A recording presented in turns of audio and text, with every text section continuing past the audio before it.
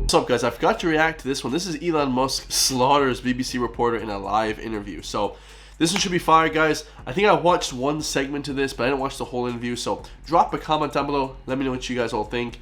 Elon Musk obviously is the owner of Twitter, or X, previously known as Twitter. So, you know, he's obviously a really big free speech guy, absolute legend. The BBC, I mean, anything that happens to the BBC, guys, you know, they deserve. You know, they're not a very trustworthy organization. They've harbored people in the past. You know, I won't say names, but you all know, guys, really bad. And definitely not the best platform to listen to, guys. I would prefer to listen to County Gains Network, sponsored by myself, which is my Patreon and my merch. Go check it out, guys. I love you all, and let's get it. Free speech is meaningless unless you allow people you don't like to say things you don't like. Otherwise, it's irrelevant. And if at the point at which you lose free speech, it doesn't come back. I think that's a good point. Actually, it never comes back, guys. So when you lose that free speech, it actually doesn't come back. One of the main reasons why the world turned into a great place is because of the freedom of speech that they had in the U.S. That kind of spread across Europe and the rest of the world. Then the issue some people have is that a lot of people were brought back. I mean, some people were brought back who were previously banned for spreading things like QAnon conspiracies. You have people like Andrew Tate who were brought back, who were previously banned for things like hate speech. Do you think you prioritize freedom of speech over misinformation and hate speech? Well, you know, okay, this is a fair question. Do you prioritize freedom of speech over hate speech and stuff like that? So he is saying that hate speech is real, first of all, which, you know, some people would argue it's not real. That's just the freedom of speech is something that I don't like, guys. Nobody's going to like your freedom of speech because what you say is going to be offensive to me, whatever you say. So, you know, it's kind of fact of the matter. Who's to say that something is misinformation? Who's the arbiter of that? Is it the BBC? You're literally asking me? Yes. Well, no, you are the arbiter on Twitter because you own Twitter. Yes, I'm saying who is to say that one person's misinformation is another person's information? The point at which you say that there is this is misinformation, like who is going to decide? Yeah, that's a good point, because I made a good analogy last week, guys. I react to like music. I could say, oh, this live show that I saw in person. Let's say I went to a live show with my friend, and I said that live show was amazing. He did this, this, and this, and then he said, no, that's not a good live show. And then I ended up writing the article, and then people would accuse you of misinformation because I said the concert that I went to go see was really good, and everybody else disagreed. It's kind of, you know, it's an arbitrary line that people create, right? It can be dangerous, that it can cause real world harms, that it can potentially cause... Yeah, so the point I'm trying to make is that the BBC itself has, at times, published things that are false. Do you agree that that has occurred? I'm quite sure the BBC have said things before that turn out to not be true. In its, whatever it is, 100-year history, I'm quite sure. Yes.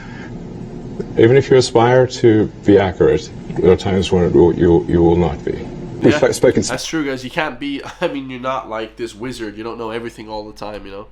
You're not correct 100% of the time. People very recently who were involved in moderation, and they just say there's not enough people to police this stuff, particularly around hate speech in the company. What hate speech are you talking about? I mean, you use Twitter, right? Do you see a rise in hate speech? I mean, but just a personal anecdote. Like, what do you? I don't.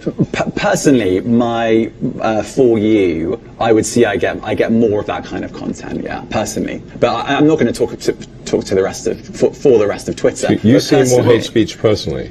I would say I would see more hateful content in that.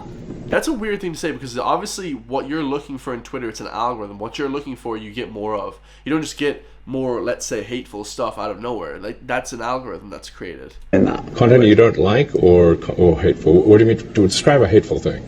Yeah, I mean, you know, just content that will solicit a reaction, something that may include something that is slightly racist or slightly sexist, those kinds of things. So you think if something is slightly sexist, it should be banned? No, is that what you're saying? I'm not saying anything. That's a good point, guys. Yeah, I don't know. Like, it's true. Like, should it be banned if it's slightly something? I don't know. I'm just curious. I'm trying to understand what you mean by hateful content, and I'm asking for specific examples. And you just said that if something is slightly sexist, that's hateful content. Does that mean that it should be banned? Well, you've asked me whether my feed, whether it's got less or more. I'd say it's got slightly more. That's why I'm asking for examples. Can you name one example? I honestly don't use. Honestly, I you don't. Can't name a single example. I'll tell you why, because I don't actually use that for you feed anymore, because I just don't particularly like it. You said actually, a lot of people are quite similar. I only look at hang on a second. my You said you've seen more hateful content, but you can't name a single example, not even one. What? That's insane. I mean, I could name some hateful stuff, guys, on Twitter that I've seen before. Definitely. Just off the top of my head, like, yeah, there's been definitely like Fresh and Fit. A lot of this stuff that they say is really, some stuff is like sexist. You could determine, should it be banned? No. But I don't agree with it. I don't agree with a lot of the pickup artist stuff. Should it be banned? Probably not. You know, this is crazy. Like Fresh and Fit, I would say, for example. This guy can't even name one example. That's crazy. I'm not sure I've used that feed for the last 3 or 4 weeks. And then how did you see the hateful content? Because I've been using it. I've been using Twitter since you've taken it over for the last 6 months. Okay, so then you must have at some point seen that for you hateful content. And I'm asking for one example. Right. And you can't give a single one. And I'm saying I say, sir, that you don't know what you're talking about. Really? Yes, because you can't give me a single example of hateful content, not even one tweet. Dude, this guy needs to just retire, bro. This is a bad interviewer, guys. I could do a better job. Please, somebody hire me. But not by one of these mainstream media news outlets. Please, Elon Musk, hire me. Yet you claimed that the hateful content was high.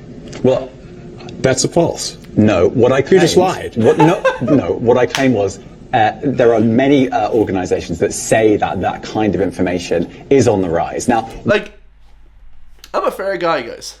You know, on Twitter, has there been a rise in hateful stuff? I don't know. That's just arbitrary. Like he said, it's anecdotal. You know, maybe you might find more hateful stuff. I'm not really sure.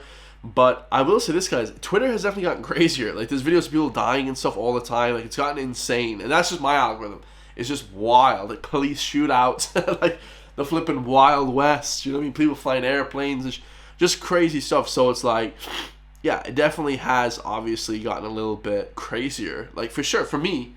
But that's, you can't really just generalize that, guys. And I'm not sure, he's not even asking that question. What he's kind of asking is it gotten more hateful? And like, you can't really determine that. So you can't really say yes or no to that, guys. It's very hard to determine that. Like, how are you supposed to, you know, precisely analyze that? There's no way to precisely analyze that, honestly.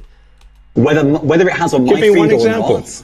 I mean, right, and literally if you look at something like the Strategic Dialogue Institute in the UK, they will say that. So look, people will say all sorts of nonsense. I'm literally asking for a single example, and you can't name one. Right, and as I've already said, I don't use that feed. I would say to him, like, someone like, and I'm not saying this because I actually like Fresh and Fit, but like, let's say Fresh and Fit, when they have like a bunch of women on and they say some crazy stuff sometimes. I remember one example, they said like that women shouldn't be allowed out of the house or something crazy like that. Like, I would just put that to him. I'd be like, what do you think about that? It's just like an honest thing, like not trying to get you at a gotcha moment to Elon Musk, but like, could you explain why that is?